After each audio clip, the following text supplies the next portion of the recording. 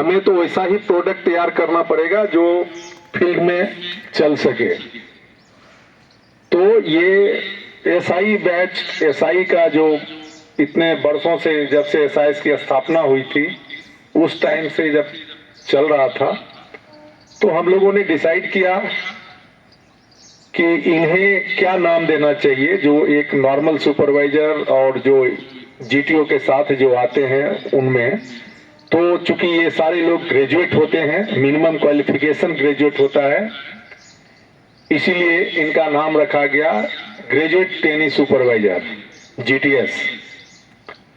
और जब क्लाइंट के पास मार्केटिंग के लिए जाया जाता है तो सबसे ज्यादा डिमांड यही ग्रेजुएट ट्रेनी सुपरवाइजर का रहता है, क्योंकि एक कंफर्म है कि ये सारे ग्रेजुएट बच्चे हैं।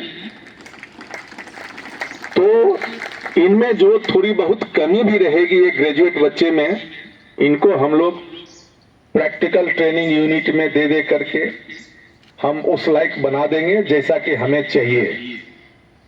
तो इसी कॉन्सेप्ट पर 4 साल पहले एसआई बैच परमानेंटली बंद कर दिया गया और उनके जगह पर जीटीएस यानी ग्रेजुएट ट्रेनी सुपरवाइजर का बैच की शुरुआत की गई। ये टॉप मैनेजमेंट का डिसीजन था। और जीटीएस आपका, जैसे अगर हम पूरा बॉडी का स्ट्रक्चर बोलते हैं तो हेड ऊपर वाले पार्ट को जैसे हम लोग बोलते हैं कि ये टॉप मैनेजमेंट है जो पॉलिसी बनाता है, और कमर से नीचे वाला हिस्सा ये जवान भाई हुआ जो एक्चुअल ग्राउंड पर ड्यूटी करता है, जिससे कंपनी का इमेज बनता है। और बीच वाला पार्ट बॉडी जो स्ट्रक्चर है वो हुआ सुपरवाइजरी स्टाफ।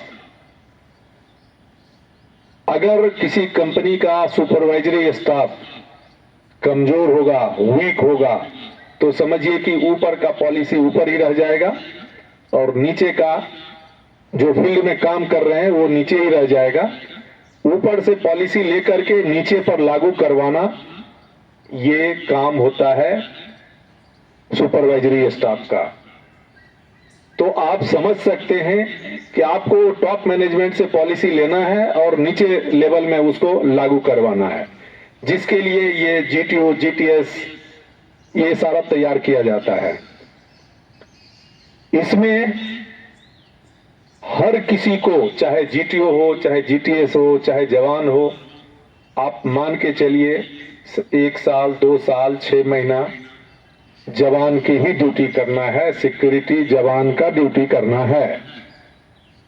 हम ये अपना 35 इयर्स का जॉब में तकरीबन 10 साल में जवान का ही ड्यूटी किए हैं। यहां से हमारी पहली पोस्टिंग ही हुई थी चासनाला, जो इंडिया का सबसे डिफिकल्ट यूनिट था। चासनाला पड़ता है झारखंड में, सिंदरी के धनबाद के पास में। और वहां पर 10 किलोमीटर का 10-10 किलोमीटर का एक पैच बना हुआ था जो कि सिंदरी से चलता था और बर्नपुर जाता था। लोहा इस्पात फैक्ट्री में कोयला जाता था और रोपवे था। रोपवे को हम लोग देखते रहते थे। 10 किलोमीटर चलते थे, फिर 10 किलोमीटर वहां से वापस आते थे अपने स्टेशन पर डंडा लेकर के, और फिर दूसरे को देते थे, वो फिर लेकर के आगे बढ़ता था। इस तरह से पूरा वॉकिंग वो पेट्रोलिंग चलता था उस रोपवे का। तो वहां पर तकरीबन 1 ईयर, 1 साल तक हमने नदी, नाला, पहाड़ ये सारे को डंडा लेकर के, यूनिफॉर्म पहन करके तीनों शिफ्ट में ड्यूटी करते थे। उसके बाद परफॉर्मेंस अच्छा रहा, टॉप मैनेजमेंट के नजर में रहे। जो भी सुपरवाइजरी स्टाफ आते थे उनके सामने में अच्छा प्रदर्शन करते थे और आगे बढ़ते गए। आगे बढ़ते बढ़ते आज के दिन में इस स्टेज में यहाँ पर आपके सामने हैं। अगर शुरुआत में ही, जैसे कि आज के यंग जनरेशन को आप लोगों को देखते हैं, अरे मेरे को तो गार्ड का ड्यूटी करना पड़ रहा है, हमें ये ड्यूटी करना पड़ रहा है, हमें वो ड्यूटी करना पड़ रहा है।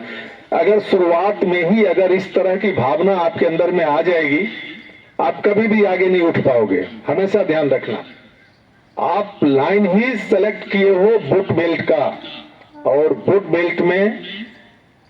बेल्ट और यूनिफॉर्म जॉब में कभी भी कोई काम छोटा बड़ा नहीं होता है। छोटे लेवल से ही करके लोग आगे लेवल तक जाता है। अगर इस मंत्र को ध्यान रखेंगे तो बहुत आगे जाएंगे। एक दिन कभी न कभी इस मंच पर आपको भी खड़ा होकर के बोलने का मौका मिलेगा। इसी मंत्र के साथ आज जो जीटीएस का कंधा अभी तक खाली है, आज उनके कंधे पर हम कंपनी का behalf of EC committee, behalf of management, हम आज उनके कंधों पर एक कंपनी की इतनी बड़ी जिम्मेवारी डालने जा रहे हैं।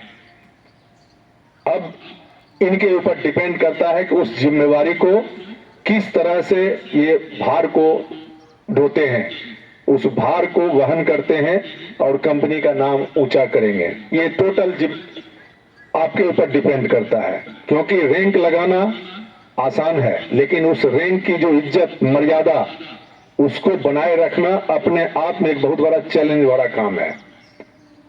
तो आज हमें खुशी है कि आज हम लोग जो भी यहाँ सीनियर पदाधिकारी हैं सभी मिलकर के जीटीएस बैच का रैंक सेरेमनी करेंगे और उसके बाद फिर रमेश साहब इनको डिसाइड करेंगे कि किनको क्या ड्यूटी देना है, कैसे इनका यूटिलाइज करना है, कहाँ किसकी पोस्टिंग करनी है।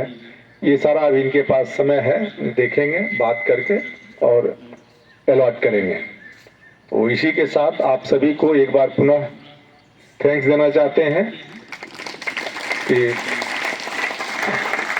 बहुत शॉर्ट टाइम में, बहुत बिजी आपका शेड्यूल चल रहा था, लेकिन ये अच्छा मार्च पास किया है, बढ़िया था सारा चीज। Thank you.